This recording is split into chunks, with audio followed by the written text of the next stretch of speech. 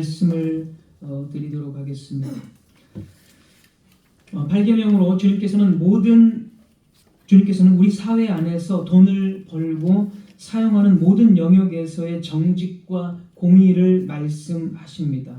이것은 단순히 남의 물건을 훔치는 행위만을 금하는 것이 아니라 불이한 이익을 취하거나 속임과 조작으로 타인의 것을 빼앗는 모든 형태의 탐욕을 포함하는 것입니다.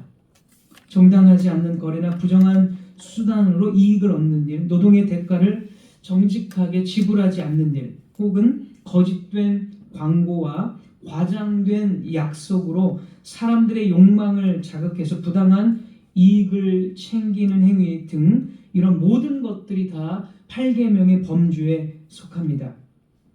주님께서는 이러한 현실적인 예들을 통해서 우리가 재물 앞에서 얼마나 쉽게 탐욕과 불의를 정당화하는지를 드러내시며 돈을 다루는 문제에 있어서도 하나님에 대한 경외와 사랑이 드러나야 함을 가르치십니다. 세상의 모든 나라가 훔치는 것을 금지합니다. 누군가의 집을 침입해서 돈이나 물건을 가지고 나오는 것을 허용하는 나라는 아마 한 군데도 없을 것입니다. 이 훔치는 것은 용납될 수 없다라는 것, 이것을 모든 사람은 다 인정할 것입니다. 그런데 성경에서는 이 도둑질과 강도질만을 말하지 않고 탐욕과 낭비하는 모든 문제까지도 거론을 한다는 것입니다. 교리문답을 우리가 보면 하나님께서는 답을 보시면 하나님께서는 제8계명에서 노골적인 도적질과 강도질만이 아니라 가짜 추와 저울, 이제 구약에서 이스라엘 보면 가짜 추, 공평하지 않는 추로 막 이렇게 한다고 나오죠. 그다음에 물품을 속여서 파는 일, 위조화폐나 비싼 이자를 받는 것과 같은 악한 계획과 생각도 금하십니다. 그러니까 도적질 이런 것뿐만이 아니라 악한 계획과 생각, 그리고 마지막에 보면 이외에도, 여기 보겠습니다.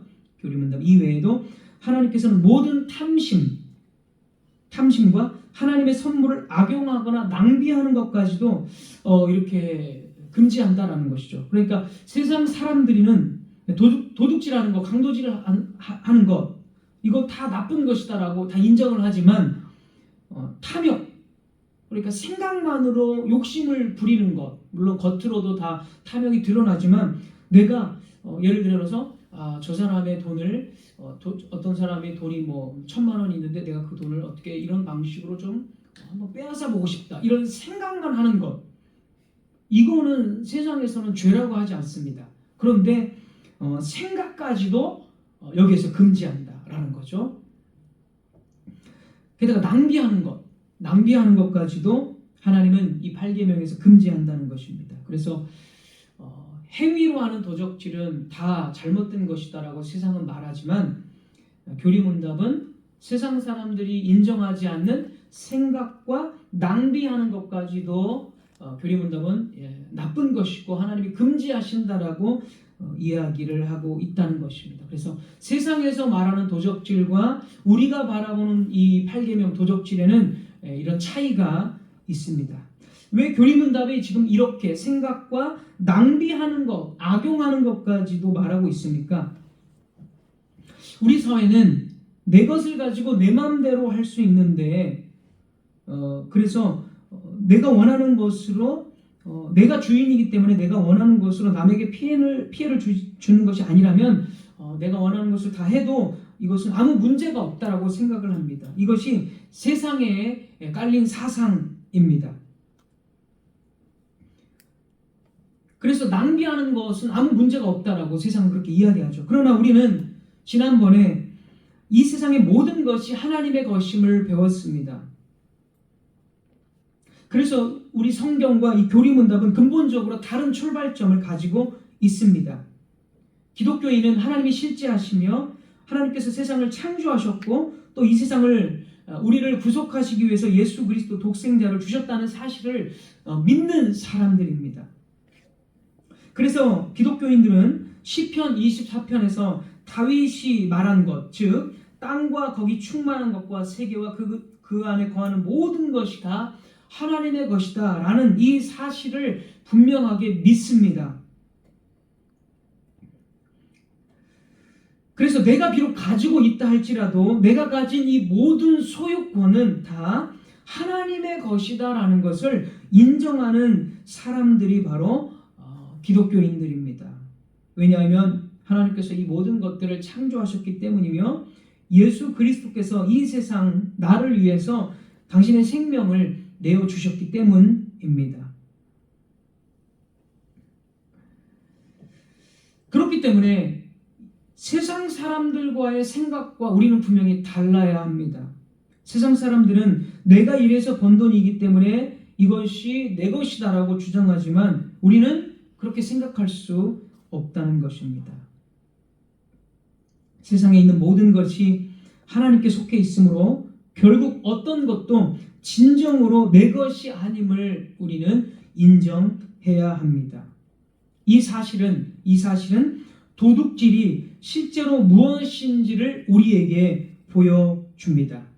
성경과 교리문답은 도둑질은 나의 이웃의 소유물을 횡령하는 것만을 단순하게 말하지 않습니다. 도둑질은 무엇보다도 그러니까 악한 생각 그리고 하나님이 주신 선물들, 우리 교리문답이 말하는 것, 하나님이 주신 선물들을 낭비하는 것조차 도둑질이라고 말하고 있기 때문에 도둑질은 무엇보다도 먼저 내가 하나님의 것을 내 것이라고 생각하는 것, 여기서부터 도둑질이 출발하는 것입니다.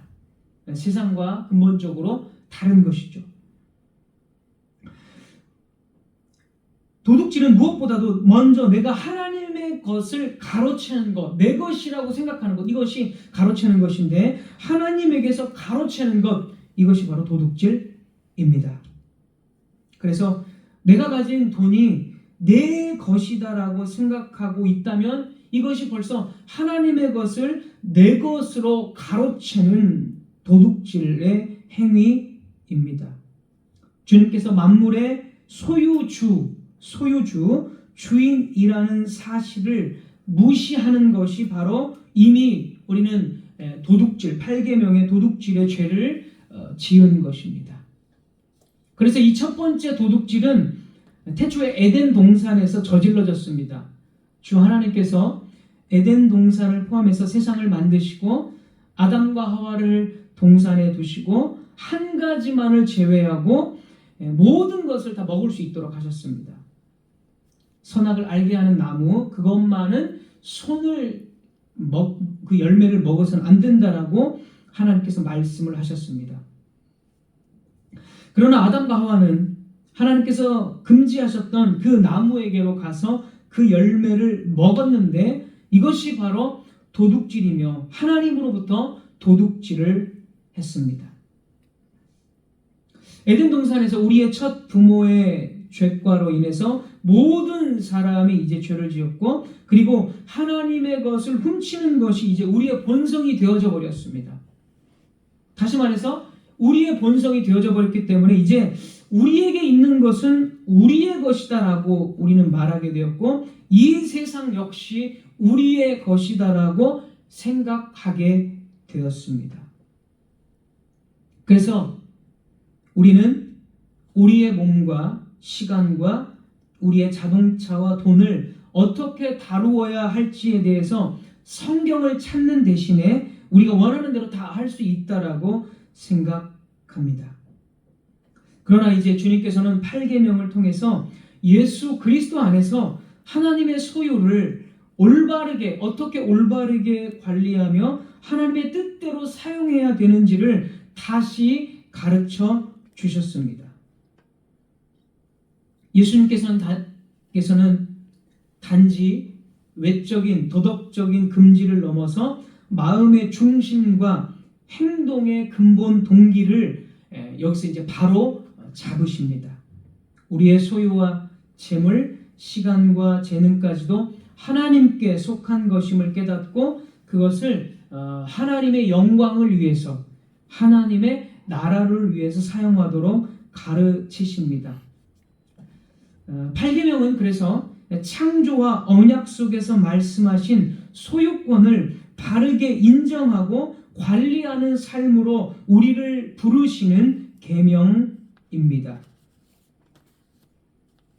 그러니까 에덴에서 일어났던, 에덴 동산에서 일어났던 그 도둑질이 이제 역전되어져서 예수 그리스도 안에서 우리가 이제 8계명을 받게 되는데, 에덴 동산에서 일어났던 그 하나님으로부터의 하나님의 것을 도둑질하는 그것이 역전되어서 이제는 예수 그리스도 안에서 우리가 정직하게 일하고 필요에 따라 나누며 하나님과 이웃을 섬기는 삶으로서 이제 돌아왔다는 것입니다. 회복되어졌다라는 것입니다.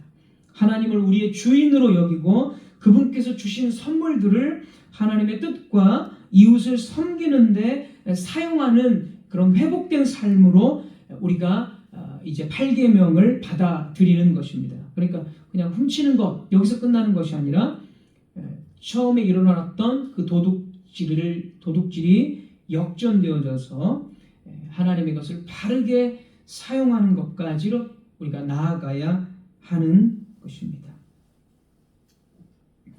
그래서 우리가 사용하는 모든 것은 일종의 이제 청지기적인 정신을 가지고 책임을 다하게 됩니다. 청지기라는 것은 일정한 시간 동안 맡아서 관리하는 사람, 이게 이제 청지기죠.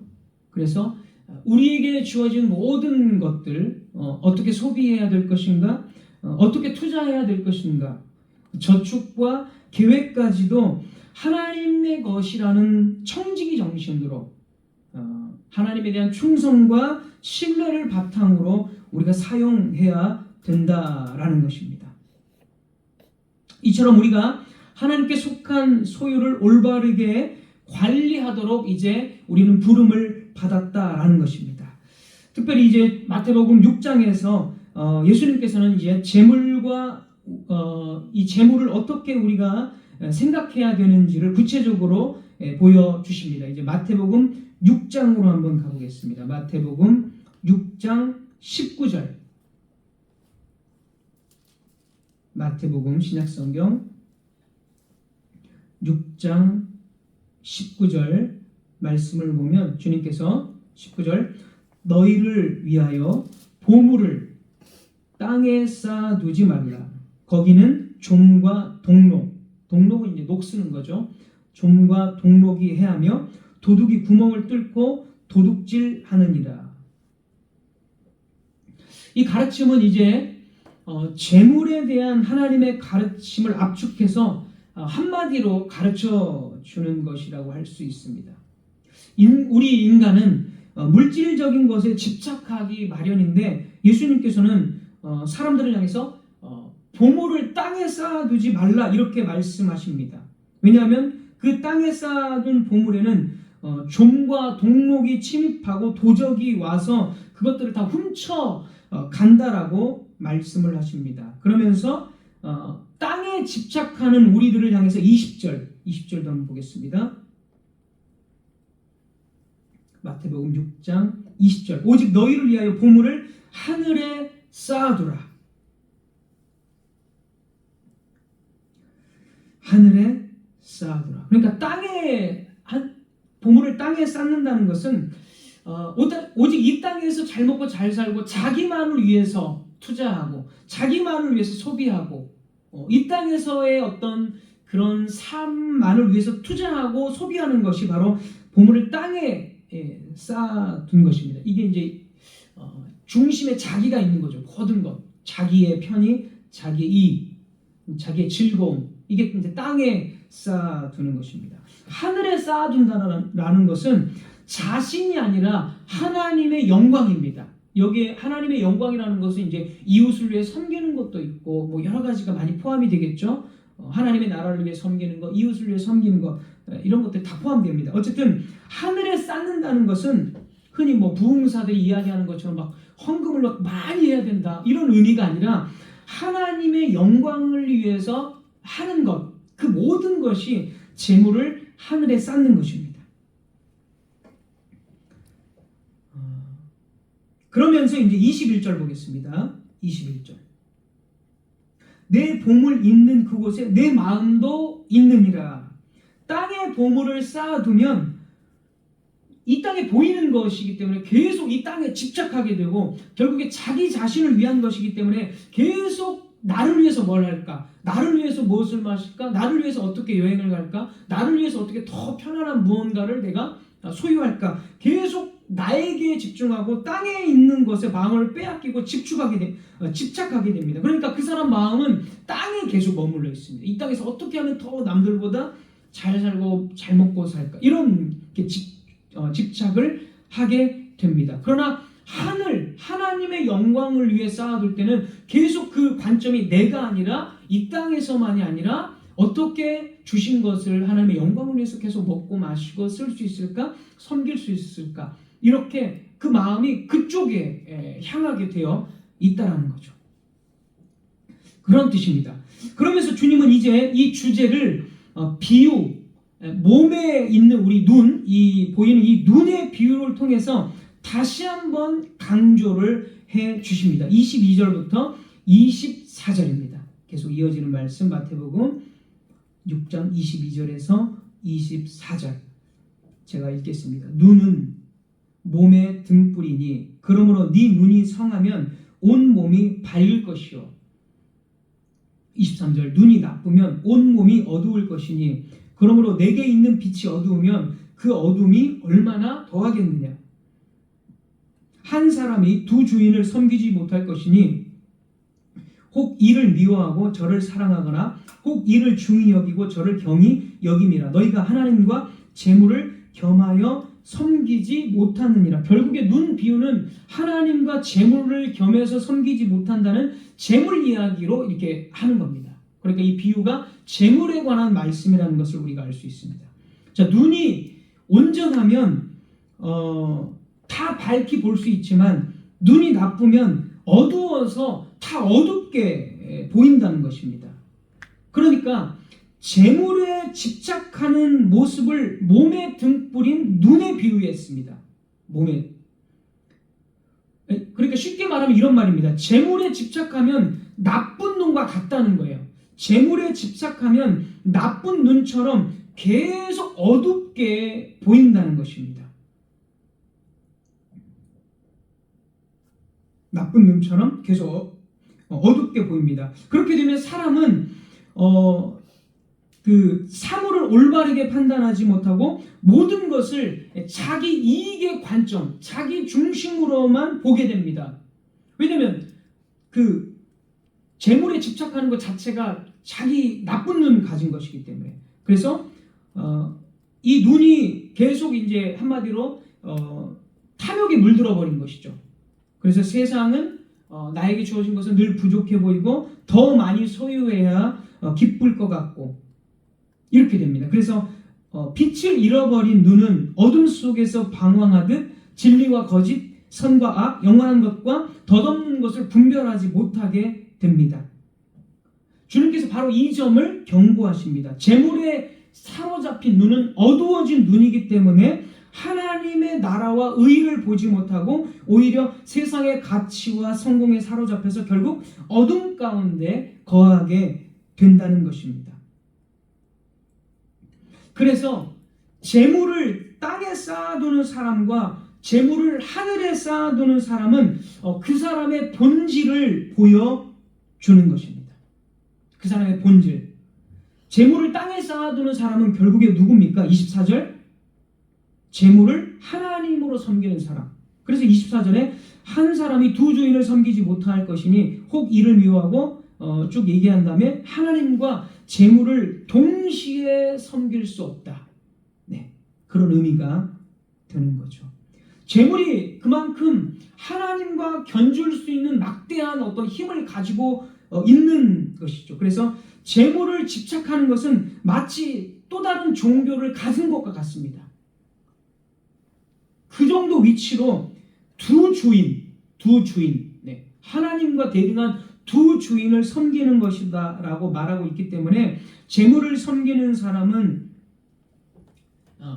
사실 하나님을 섬기는 것이 아니라 돈을 돈을 섬기는 거죠. 만몬신이라고 하죠. 만몬신. 돈을 우상으로 자기의 모든 돈이 모든 어떤 행복의 절대적인 조건이다. 이 만몬신이죠. 돈이 내 인생의 가장 중요한 최고의 우선순위다. 돈을 섬기는 것입니다. 하나님을 섬기는 것이 아니라 그렇게 주님께서는 말씀을 하고 계십니다. 그러니까 우리가 만약 나를 위해서 재물을 계속 쌓고 나를 세상 속에서만 잘 살기 위해서 재물에 집착하는 사람이라면 나는 하나님을 섬기는 것보다 재물을 섬기는 사람이다.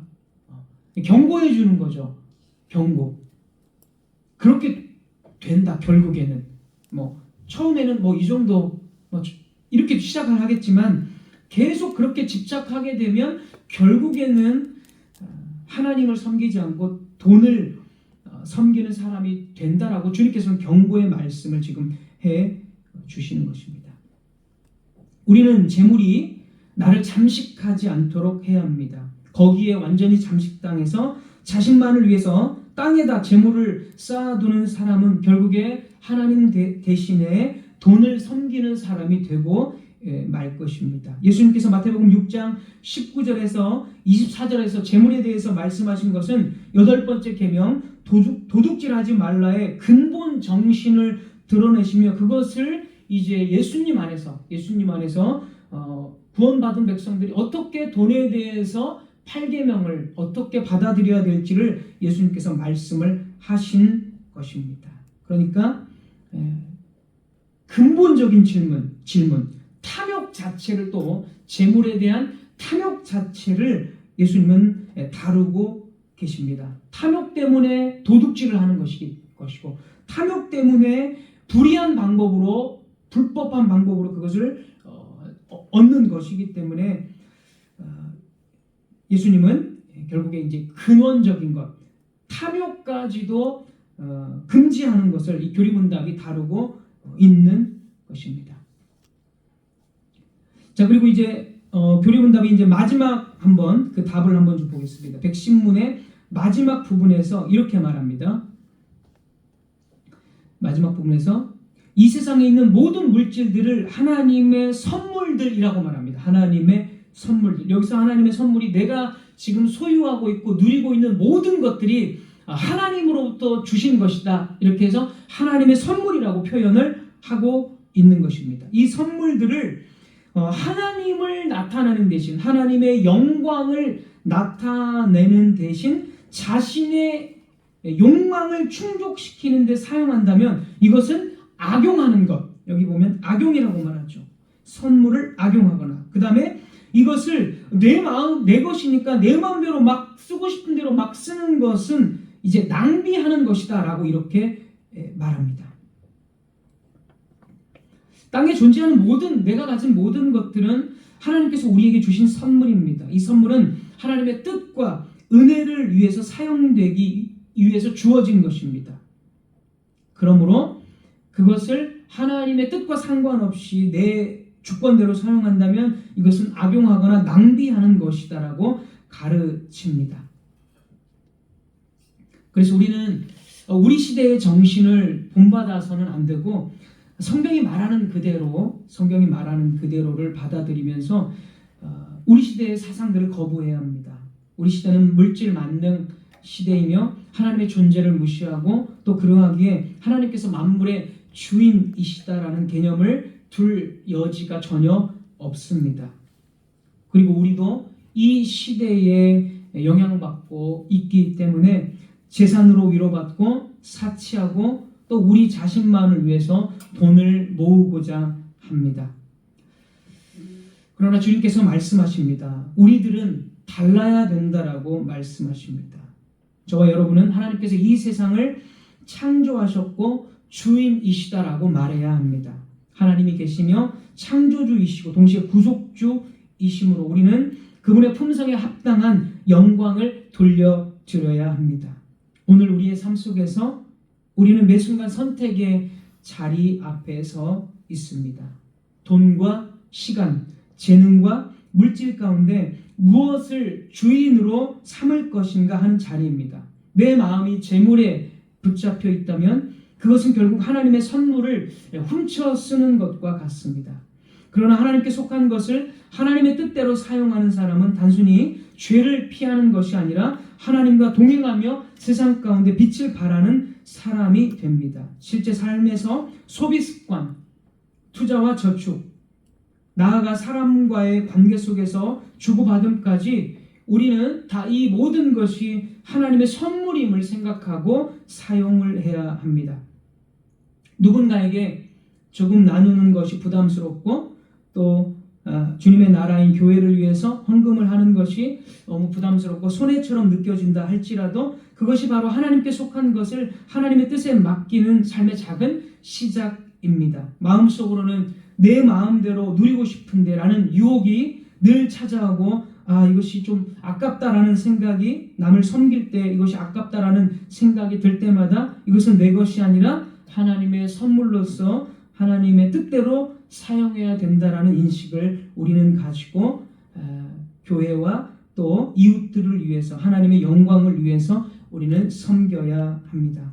물론 우리가 내가 가진 것을 충분히 또 쓸 것을 당연히 내가 쓸 것들이 필요하니까 이 세상을 살아가는데 돈이라는 것이 언제나 필요하기 때문에 내가 쓸 것도 당연히 잘 또 확보를 해야 되고 또 때에 따라서는 또 나누어야 되고 이런 것들을 잘 균형 있게 할 수 있어야 됩니다. 시편 37편 21절에서 악인은 뿌고 갚지 아니하나 의인은 은혜를 베풀고 주는도다라고 말했습니다. 의인은 은혜를 베풀고 주는도다. 그리고 나서 이어지는 25절, 26절 이렇게 말합니다.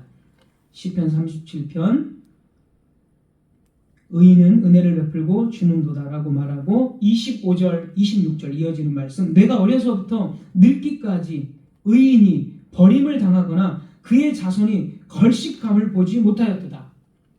의인이 버림을 당하거나 그의 자손이 걸식함, 아주 굶주리고 못 먹는 이런 뜻이잖아요. 걸식함이 그 자손들이 굶주리고 못 먹는 것을 내가 보지 못하였도다. 26절 그는 종일토록 은혜를 베풀고 꾸어주니 그의 자손이 복을 받는도다. 이 말씀은 진리입니다. 삶에 어려움이 있다 할지라도 우리는 순간의 어려움이나 눈앞의 손실에 매여 흔들릴 필요가 없습니다. 의인의 삶은 단기적인 풍요나 안락함에 의해서 판단되는 것이 아니라 하나님께서 기뻐하시고 복 주시는 삶의 패턴 속에서 오랜 시간 동안 걸쳐서 이 평가되는 것입니다.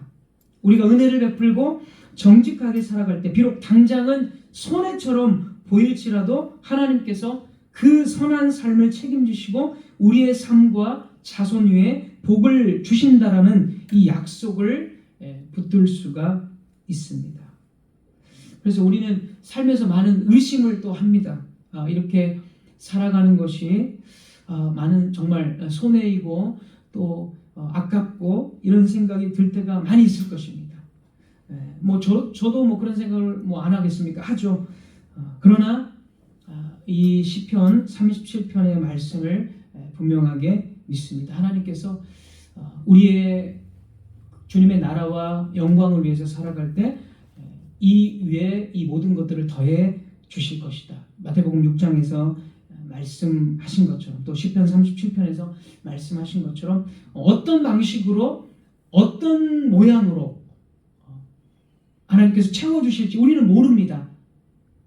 때로는 정말 우리가 늘 고난을 당하면서 사는 것이 어쩌면 또 하나님의 뜻일 수도 있어요. 그건 우리는 몰라요.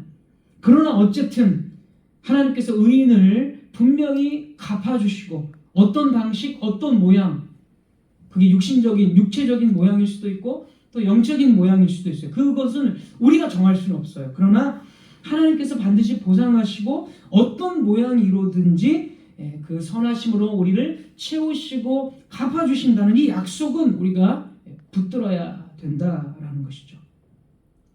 말씀을 맺겠습니다. 하나님께서 주신 선물들을 올바르게 쓰는 삶은 어렵지만 그리스도의 생명 안에서 우리는 이미 하나님의 소유를 맡아서 관리할 힘을 얻었습니다. 우리의 재물과 시간, 재능을 하나님께 맡기고 그분의 뜻대로 사용할 때 우리는 손해를 보는 사람이 아니라 오히려 하나님의 통치 아래서 참된 복을 누리는 사람이 됩니다.